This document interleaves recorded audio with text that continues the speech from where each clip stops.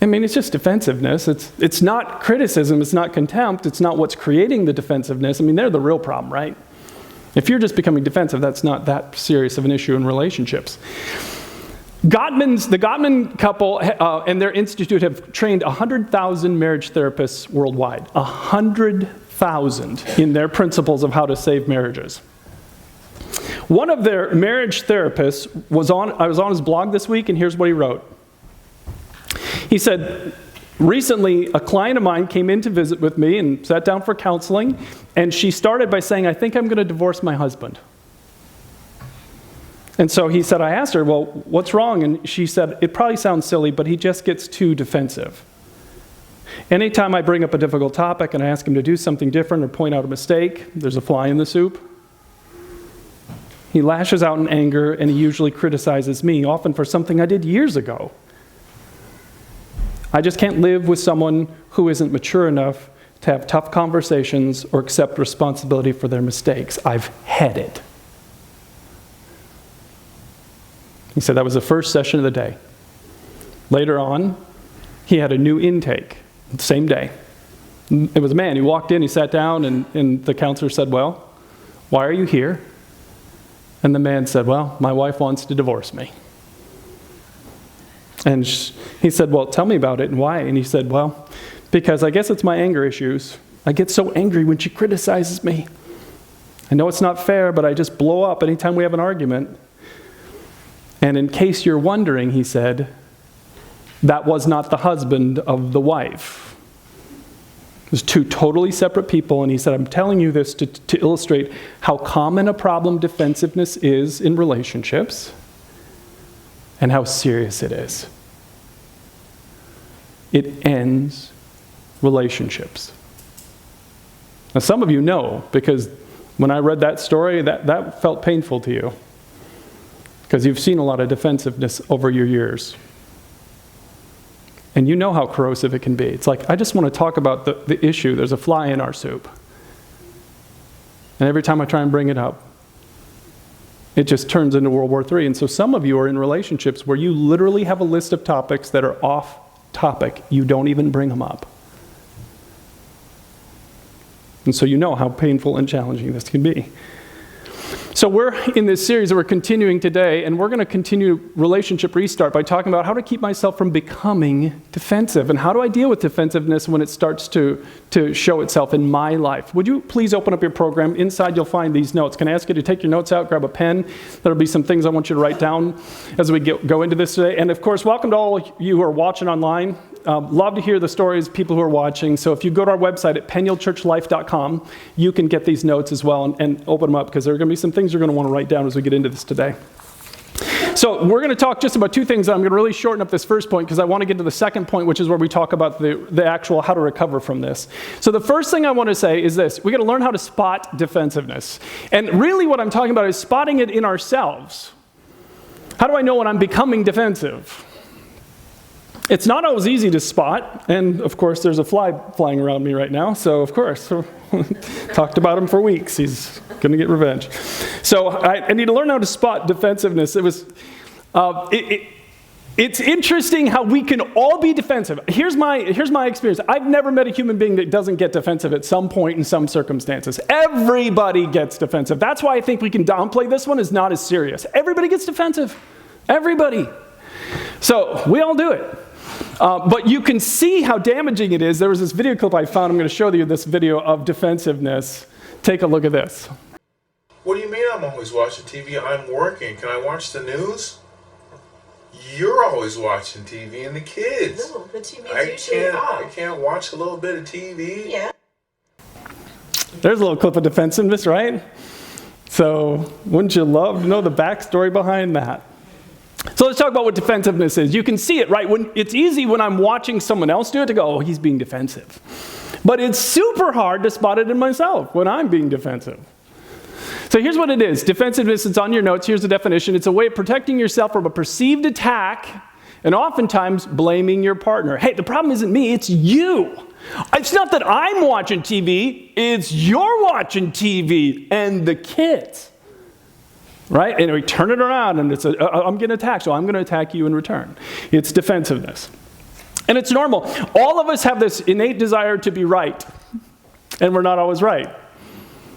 And so we make mistakes, and then when our mistakes get called out, we like to protect ourselves because that doesn't feel good. It's embarrassing. It hurts us a bit. So we protect ourselves from being attacked. So right now, if someone stood up and they picked up a brick and they went like this, and I'm the subject of that object of that brick, I'm going to defend myself, right?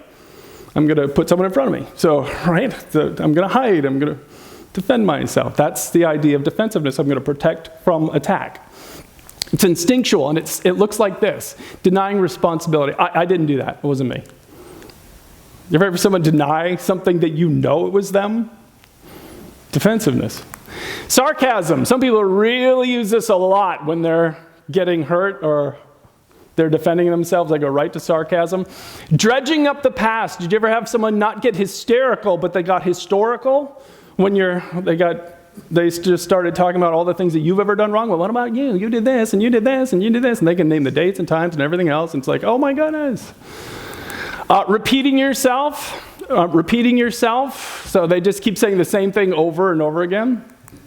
Making excuses, and this is where we hate it. Don't you hate it when somebody is trying to justify what they do and they say the word but? Okay, I did, but, and we kind of nullify our apology or whatever we're trying to say by making excuses for it. Well, the point is you still didn't do it.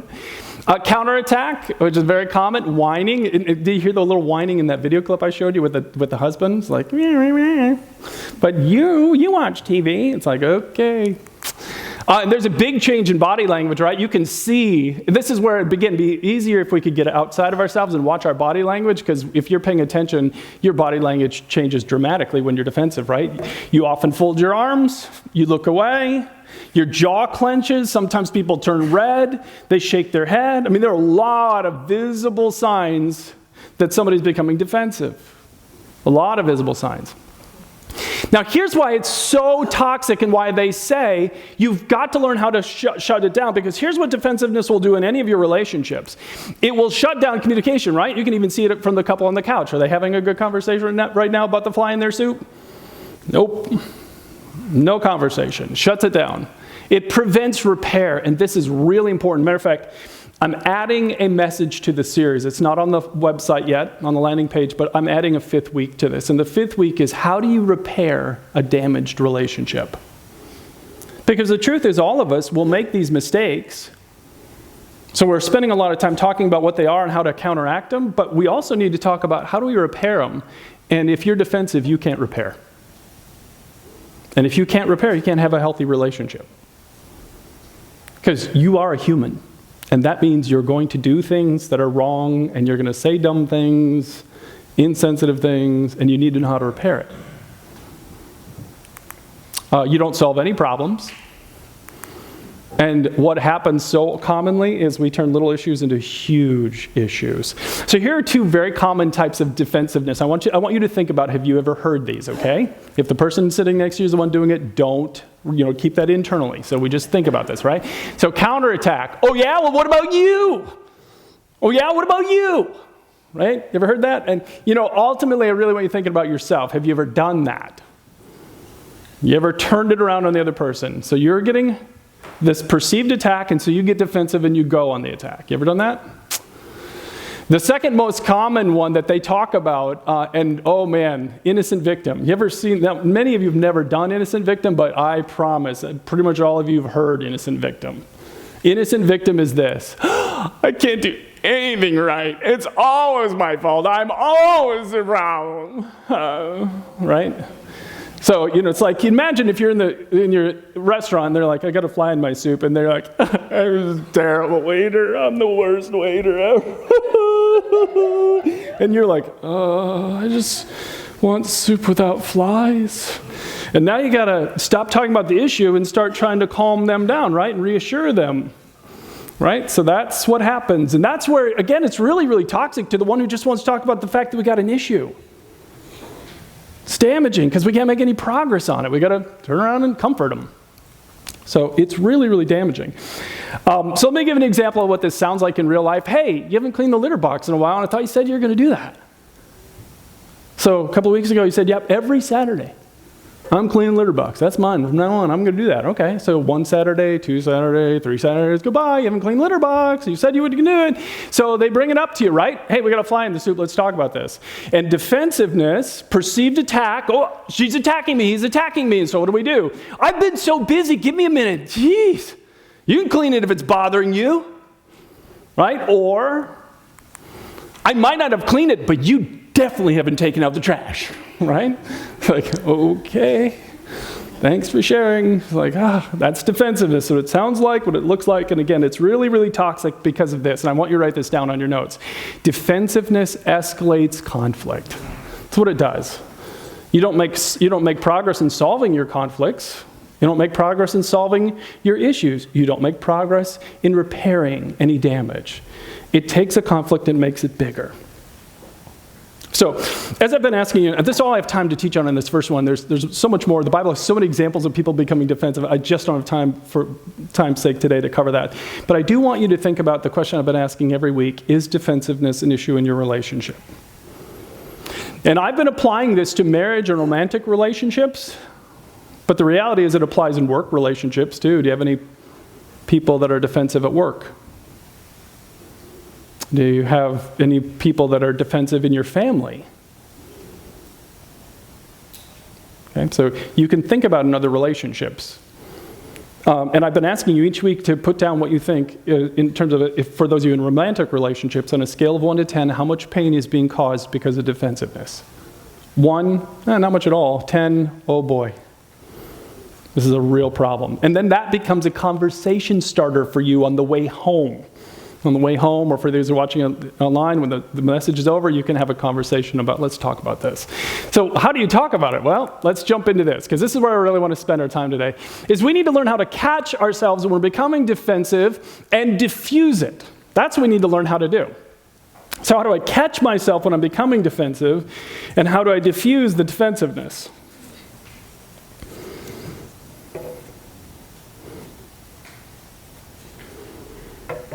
So I know that I have a tendency, I can get defensive. Matter of fact, it didn't happen all that long ago, and I have my wife's permission to share this with you. So just so you know, right? So just so you know. So we were out on a walk, and not long into our walk, a few blocks in, and we walk a long time, so that's like a bad thing right away. She was talking about something serious that she was really concerned about, and I was only half listening. And some of you like me, you're real good half listeners, right?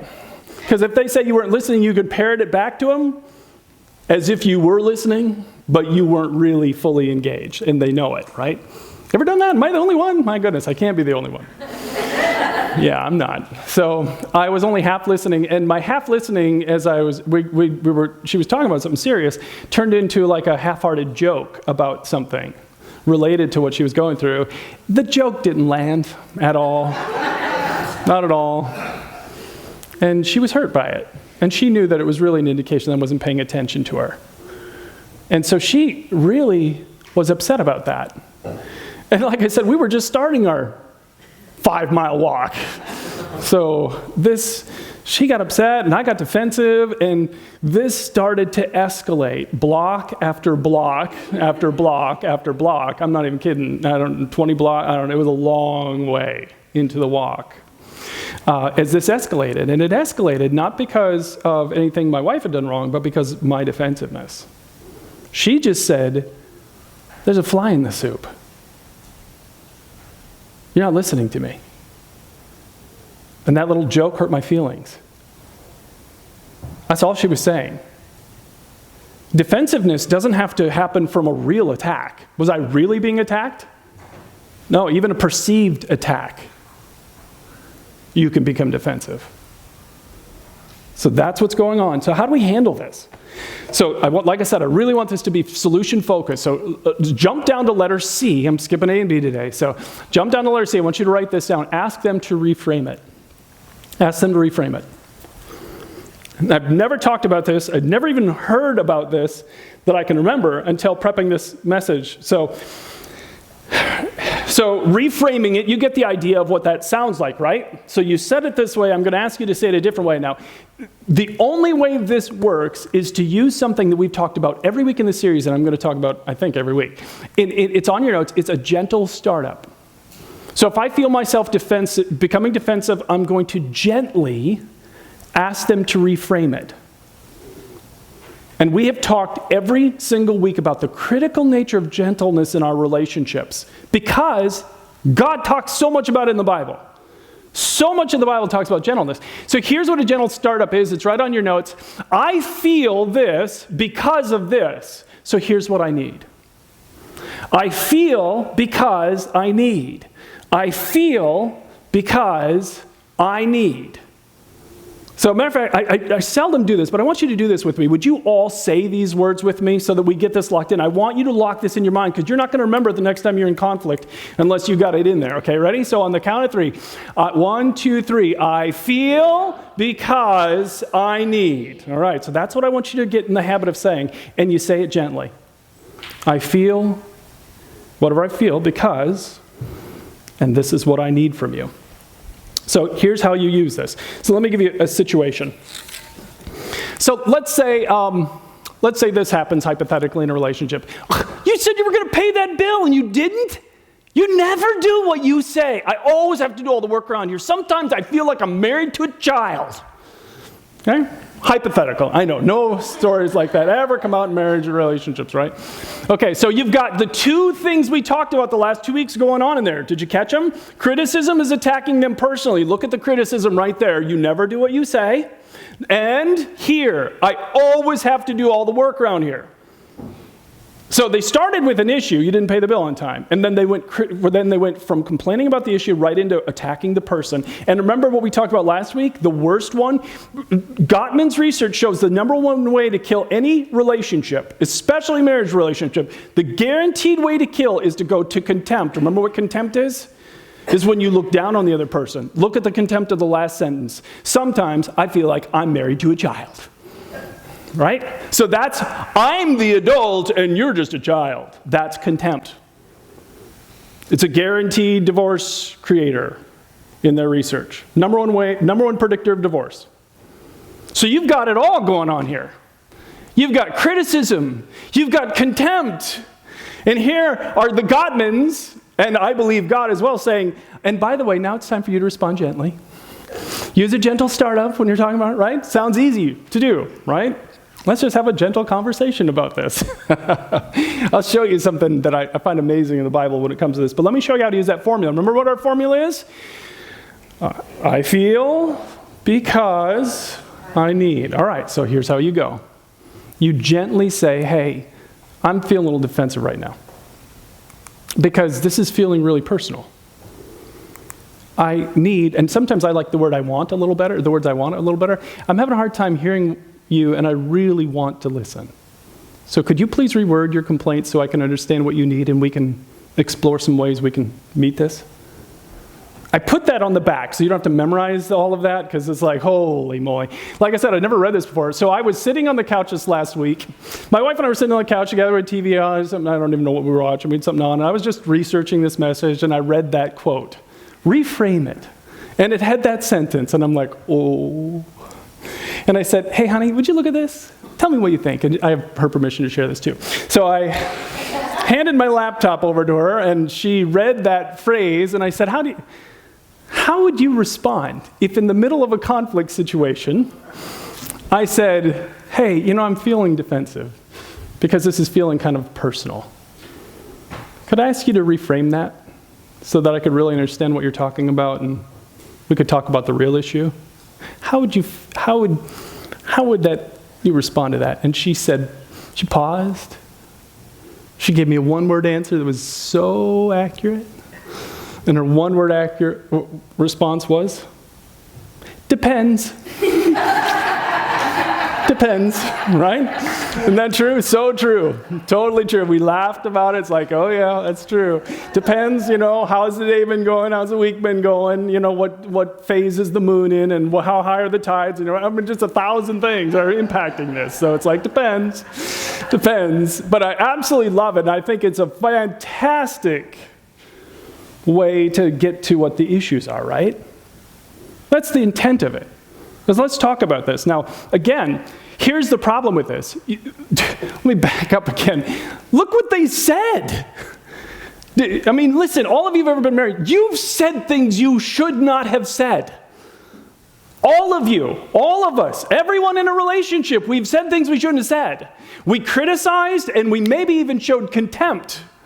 We presented ourselves as if we were better than them. We're okay, but they're not. Boy, this marriage would be good if it weren't for you. So we have communicated this over and over again, and the relationship's really been dinged by it.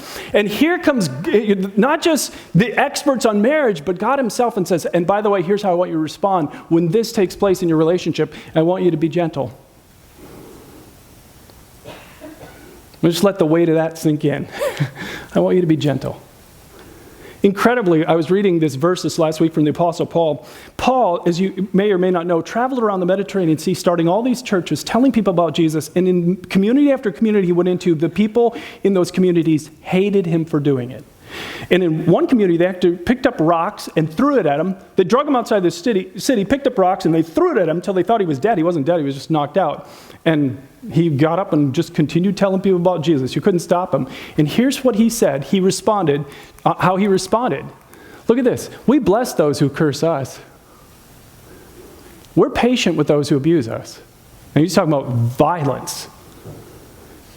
And we even appeal gently when evil things are said about us.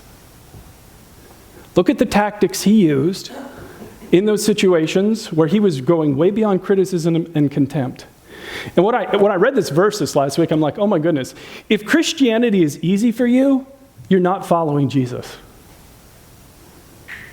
Because I don't know anyone who would say that kind of stuff is easy for him.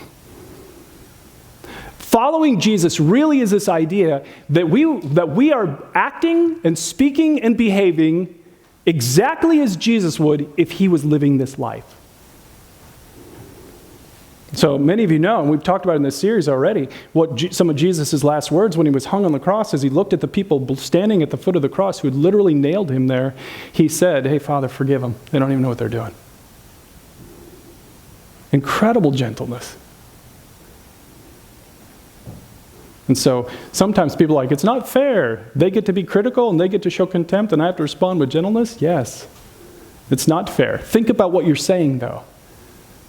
The Gottman said criticism and contempt are acid that they throw onto the relationship. And you're saying, well, I should get to throw acid too. I should get to be defensive. It should be okay. Oh, good call. Yeah, where will that take us? Somebody has to stop the cycle. It's so interesting how much of an emphasis in the Bible is on gentleness, and gentleness stopping the cycle. So I can only ask you to imagine how good you would do at this, okay? How good are you at being gentle, even when in the face of criticism or contempt? This is the challenge. I ask him to reframe it, but I do it in a gentle way that reflects my Christianity. The second thing that we do is we look for the smallest grain of truth in what they're saying. We really want them to feel heard, which is, of course, what we want. We want to feel heard, and we want them to feel heard. In week 1 of this series, if you go back and listen to it or watch it, I told the story about a couple. They worked full-time, they had demanding jobs, and they had small children. So, on top of that, they were trying to finish up a big project before winter set in. So they were trying to do this porch remodel outside and all this work outside, and so it was getting to be this time of year. It's like, hey, chop, chop, finish your outside projects, because you know what's coming, right? The earliest snow we've ever had in Madison, September 22nd. Yeah, so we're past time. It could happen anytime. You got to get your projects done. Some of you are like, yeah. So they were trying to finish up this project, and so they'd agreed this Saturday morning they were going to get up, they were going to go outside, they were going to knock that project out, they were going to get it all done. And so the wife woke up early Saturday morning. She woke up early, she made her coffee, she walked outside, started working on the porch and the project.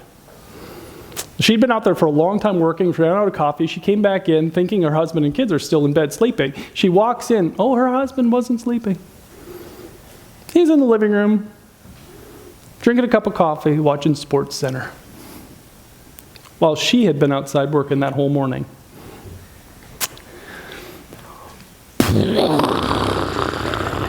Right? she stormed over to him and she said, "You know what? I am sick of this. You don't do anything around here. You don't care about me. All I am doing is someone who gets work done. You don't help with the dishes, the laundry, the kids, the homework. I'm not putting up with it anymore." And she's just steaming mad, right? That's a kitchen sink conversation. That's what we call that. I mean, you throw everything at them and the kitchen sink. All right. So here's what we have to learn to do. It's like, oh my goodness, they're not being, right? We would use a general start. It would be totally appropriate to use a general start and say, "Hey, I really want to hear you. I feel because here's what I need from you. Can you start over? Can we reframe this? I want to hear about what you're really frustrated about." And then you're listening for what's true about what they're saying right now. This is so hard to do. I'm telling you how easy it is to type on a slide it's times 100. It's so hard in the middle of having a feeling of you're being attacked to sit back and be able to consciously say, "I wonder what's valid about what they're saying right now about me. I wonder what's valid. What's true?" It's just incredibly hard. It takes enormous emotional intelligence to be able to keep yourself under control and listen. So what was true? It's true that she was working and he wasn't, right? That's true. He was having a good time watching Sports Center and drinking coffee. It's true that he doesn't help with the kids and their homework. That's just true. And it's also true that she does more of the housework than he does. So those things are all true. And that's what you're listening for. What is the truth about what they're saying? Now, sometimes, isn't it hard? So like what she did, that's called flooding. You know what? It's a pretty graphic description of what happens in relationships sometimes, right? All of you have probably had a time when somebody brought the kitchen sink. They flooded you. You know, it was one thing, but all of a sudden it turned into this list of, and you get flooded. And it's super hard in those times when you're getting flooded to be able to process what's valid about this. So here's what they say to do. Acknowledge the emotion that you're seeing. I can see that you're really angry right now. And ask them to tell you more. And they want to. Right? Those are not on your notes, by the way. So I thought of it. I learned this after I'd finished. So if you want to write them down on the side, you can. Acknowledge the emotion that you're seeing. And this is when you can't figure out what's valid about what they're saying. You want to acknowledge what you are seeing and ask them to tell you more. I really want to hear about that. How long has this been a frustration for you? What can we do differently? Because you want to really be able to listen to them. And you're listening for that one. Here's what they say. Everybody does this. When you are that mad that you are throwing the kitchen sink at them, you're not always reasonable or rational or accurate. And everybody does it. They exaggerate. They throw in things that aren't true. And you're sitting there going, "Well, that's not true, and that's not true." And what do? We talk about what's not true. And they said, as hard as it is, you've got to pay attention and try and find the 1% that is true, and that's what you focus on. And here's what you do with it. By the way, Proverbs has so much to say about listening to that kind of constructive criticism. The book of Proverbs has so much to say about it, but here's what you do. You're listening for it, and then you're going to take responsibility for what part you can. You own whatever you can. Even if it's just 1% of what they say, that's what you own. You're going to own what you can. What part of this is true, and what do I own from it? It's interesting, there's a verse in Proverbs that people only apply to their relationship with God, but I've seen this true in relationships here too. Look at this. People who conceal their sins will not prosper. But if they confess and turn from them, they will receive mercy. And we often apply that only to our relationship with God. You know, if I turn to God and I confess it, He promises to forgive me. That's wonderful. But we often don't understand that those times when we've done something wrong, here, it's true, isn't it? Sometimes the fly just lands in the soup, right? But sometimes, because of our human nature, we put the fly in the soup. I say dumb things. I say wrong things. I act in a selfish way. I can be inconsiderate. And then it's like I put the fly in the soup. It's not always an accident. And what the Bible promises is that in most cases, if we own it and we talk to Him about it, we receive mercy. So that's what we want to get to, as hard as it is. So that fight on that walk with my wife that lasted block after block after block after block, it ended when we got, I don't even know how far into the walk, probably at least 15 minutes into the walk from the time the fight started. The fight's getting bigger and bigger and bigger. And finally, I stop her, and I say, you know what I should have said way back there? You know what I should have said? I'm sorry, I wasn't listening to you. I was in my head thinking about all these other things, and that was disrespectful to you. So if you want to start again, I'll listen. And if you don't want to, I'll understand that. And I owned my part in what I had created. And you could just see the pain and the anger just drain out, right? Because isn't it true that so many times people just want to be heard? And they want to just know that their pain matters to you. That's what they want. When you own it, like that verse from Proverbs says, so many times it just takes, you try and conceal it, try and fight, try and be defensive, you're going to make it worse. Own it and you get mercy. Let me have you bow your heads. Oh wait, no, you don't bow your heads. Put your heads back up. So let's talk about this. Here's what we do with this. I want you to think about some questions as we finish today. And then you can bow your heads. So is defensiveness a part of your relationship today? Is there defensiveness in your relationship? Some of you would say, yeah, this number, if I was putting a scale 1 to 10, that's pretty high. There's defensiveness in this relationship. So again, how high would it be? How much of an issue is this causing in your relationship today? And then I really want you to have this conversation. If you're in a romantic relationship with someone, ask them the same question I asked my wife. Hey, would it be okay for me to ask for a reframe? Would that be okay? And say, I remember our formula. What is our formula? I feel because I need. I feel because I need. And we're going to gently ask for it, right? Because gentleness is so important in our spiritual lives. And then listen for what's true about their complaint and own that. That's what we're going to do. All right, now you can bow your heads. I do love that verse from Proverbs. It says, people who conceal their sins will not prosper, but if they confess and turn from them, they will receive mercy. I have needed mercy from the people in my lives just thousands and thousands and thousands of times. I mean, it's just an uncountable number of times. But the reality is, I have needed mercy from God way more than that. We know that the Bible teaches that every human being is created in the image of God. So anytime I was selfish or inconsiderate or damaged a human being, I was damaging God. And the Bible is true about what it says about this is true. If you try and just ignore that or think you can pay it on your own or just try and dismiss it, no good will come from that. But God loved us so much that he sent his son Jesus into this world 2,000 years ago to pay our debt on a cross. And like that one speaker said, it wasn't nails that held Jesus to that cross that day. It was his love for us. He was paying a debt. He was paying my debt. He was paying your debt too. And then he rose again, proving he is the Son of God. And if you will let him pay your debt, he'll pay it today. All you have to do is ask him to forgive you. Don't conceal it.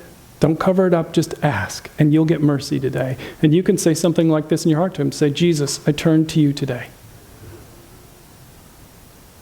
I know I've done and said things wrong. I know it. I've hurt other people in my life.